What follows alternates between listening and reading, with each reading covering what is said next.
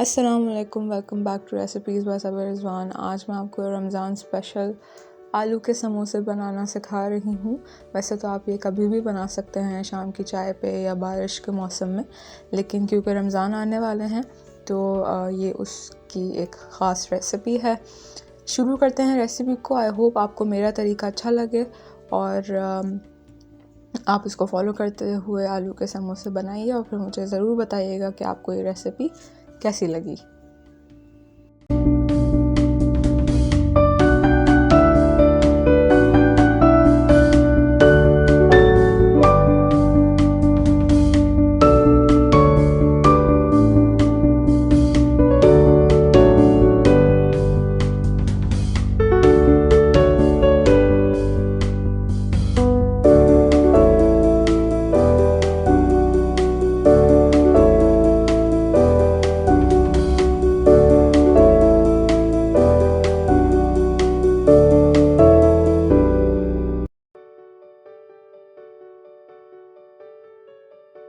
आलू का मिक्सचर मैं सबसे पहले बना रही हूँ।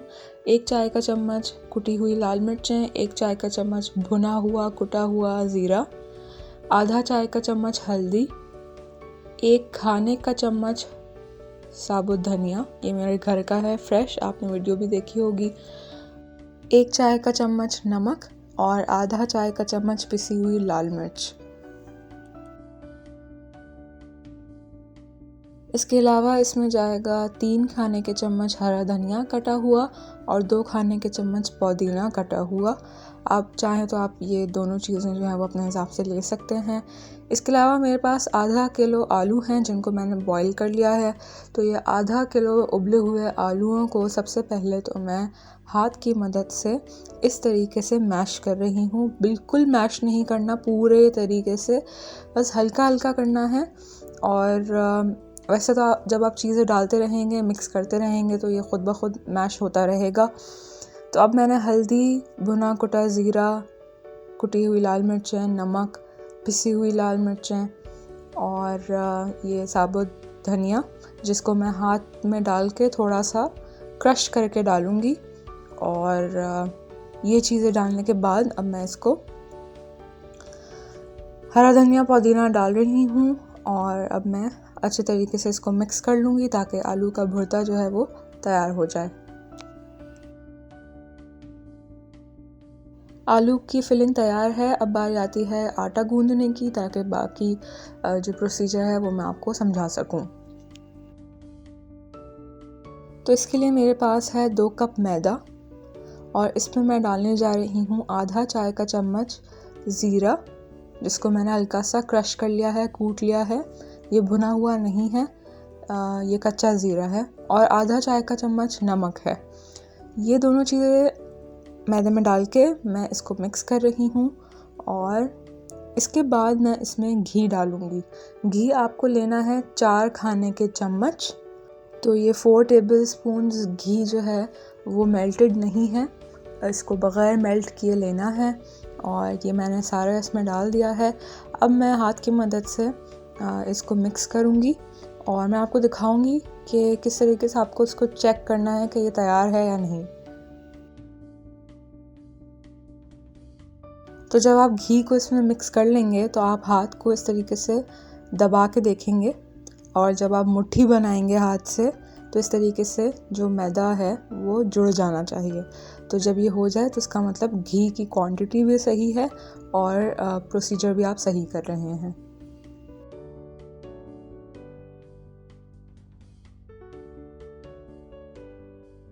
घी मिक्स कर लिया है। अब मैं इसमें पानी डाल के इसको गूंदूंगी और काफ़ी सख्त आपको इसको गूंदना है और पानी डालते रहिए। और जब ये सख्त सा आटा गूंद लें आप तो फिर मैं आपको अगला स्टेप बताऊंगी।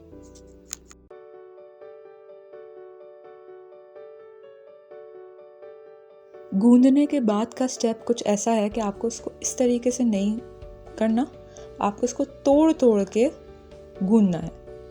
तो जब आप जो है वो अच्छे तरीके से आटे को सख्त गूंद लेंगे तो अगला स्टेप यह है कि आपको इसको तोड़ तोड़ के इस तरीके से थोड़ी देर के लिए करना है।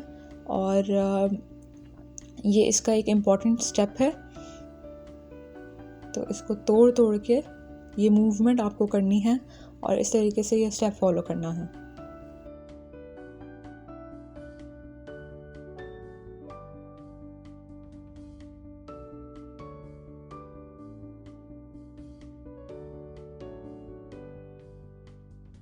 अब इसके बाद आपको इसको हल्का गीला कपड़ा लेके कवर करके रखना है और रेस्ट देना है 15 मिनट के लिए या आधा घंटा।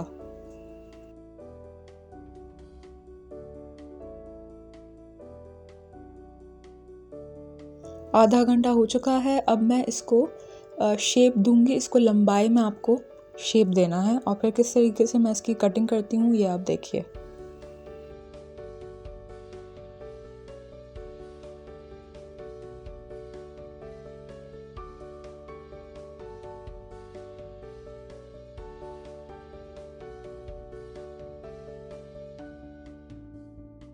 तो इस तरीके से मैंने इसको लंबाई में शेप दे दिया है और बहुत पतला नहीं करना, इस तरीके का होना चाहिए और आपको इसको पीसेस में काटना है और स्टैंडर्ड साइज़ के पीसेस होने चाहिए और इस तरीके से। अच्छा, इसके बाद मैं एक एक पीस को उठा के जहाँ से मैंने काटा हुआ है वहाँ से दबा के फ्लैट करके साइड पे रखती रहूँगी और फिर किस तरीके से मैं फर्दर प्रोसीजर करती हूँ ये आप देखिए।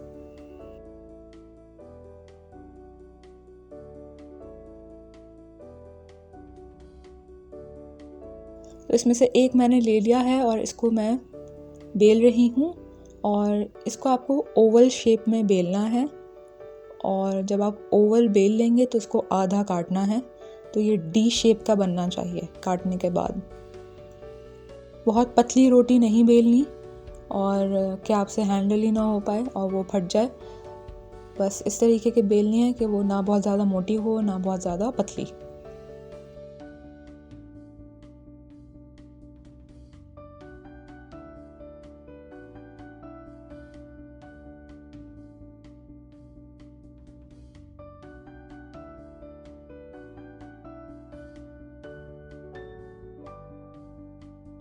तो ये मैंने बेल लिया है। अब मैं आधा इसको काट रही हूँ। जैसे कि मैंने आपको बताया है कि एक पीस आप रोल आउट करेंगे तो उसमें से 2 समोसे के लिए आपको मिल जाएंगी रोटियाँ। तो ये डी शेप का एक लेके पहले इसके कॉर्नर्स पे पानी लगा लीजिए हल्का हल्का। पानी लगाने के बाद जो कॉर्नर्स हैं दोनों उनको इस तरीके से फोल्ड कीजिए और अब मैं इसको पकड़ के इसमें फिलिंग डालूँगी।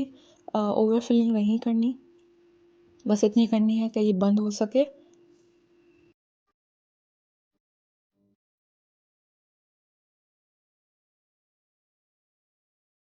अब जो साइड इसका बड़ा है उसके ऊपर आपको जो फोल्ड किया हुआ पार्ट है वो ओवरलैप करना है आगे लाके। तो इस तरीके से आपको इसको आगे लेके आना है और जो ओवल वाला पार्ट था उसके ऊपर ओवरलैप करना है ताकि ये समोसा जो है वो बंद हो जाए और इसका प्रॉपर शेप आ सके।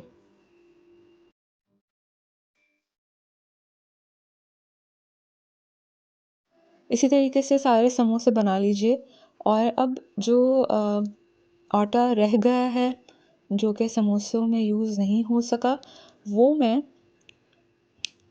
नमक पारे बनाऊंगी उसको यूज़ करते हुए।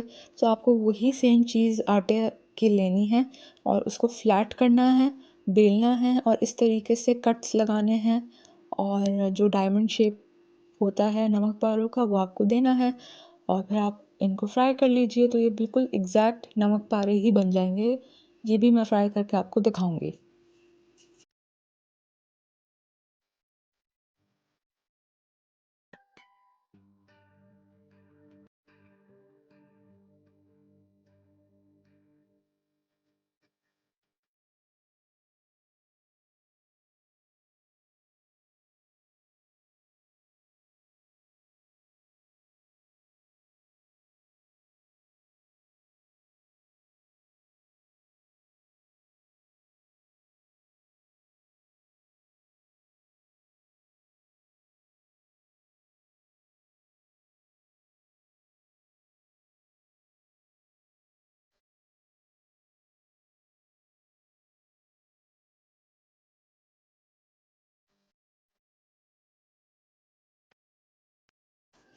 तेल मैंने गरम कर लिया है और अब ये समोसे मैं फ्राई कर रही हूँ। और जब ये लाइट गोल्डन हो जाएंगे तो फिर मैं निकाल लूँगी फ्राई करके। डालते ही चमचा नहीं चलाना और बहुत तेज़ आंच में नहीं फ्राई करना, क्योंकि फिर कच्चे रह जाएंगे। तो इसको टाइम देना है कि ये पूरे तरीके से पक सके, और फिर मैं आपको फाइनल प्रेजेंटेशन करके दिखाऊंगी और निकाल के भी दिखाऊंगी कि फ्राई होने के बाद ये कैसे लग रहे हैं।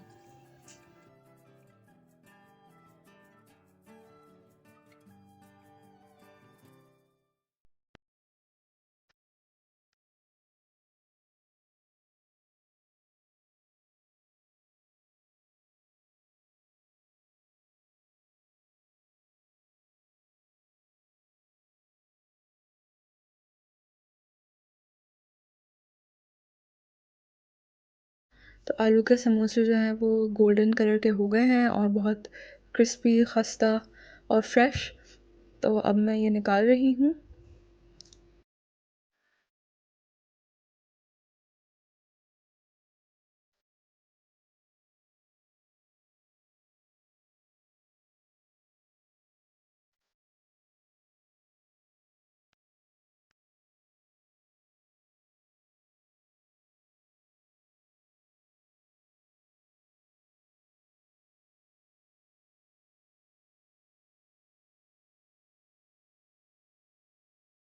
तो ये गर्मा गर्म क्रिस्पी आलू के समोसे तैयार हो गए हैं। आई होप आपको ये रेसिपी जो है वो पसंद आएगी और आप इसको ज़रूर बनाएंगे।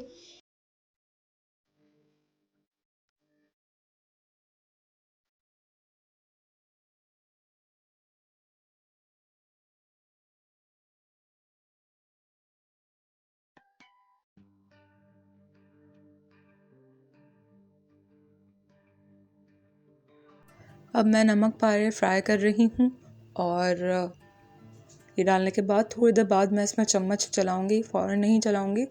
और ये भी जब गोल्डन हो जाएंगे तो फिर मैं निकाल लूँगी। तो आप एक ही चीज़ को यूज़ करते हुए दो अलग अलग डिशेस बना सकते हैं, और ये बिल्कुल वैसे ही नमक पारे मिलेंगे आपको घर पे जो आप बाहर से खाते हैं। तो इस रेसिपी को, दोनों रेसिपीज़ को ज़रूर बनाइएगा और फिर मुझे अपना फ़ीडबैक दीजिएगा कि आपको दोनों रेसिपीज़ कैसी लगी, टेस्ट में भी और एक्सपीरियंस में भी। तो ये रेडी हो गए हैं, अब मैं इनको निकालूंगी और फिर आप ये शाम की चाय के साथ भी खा सकते हैं। और I hope you like this recipe.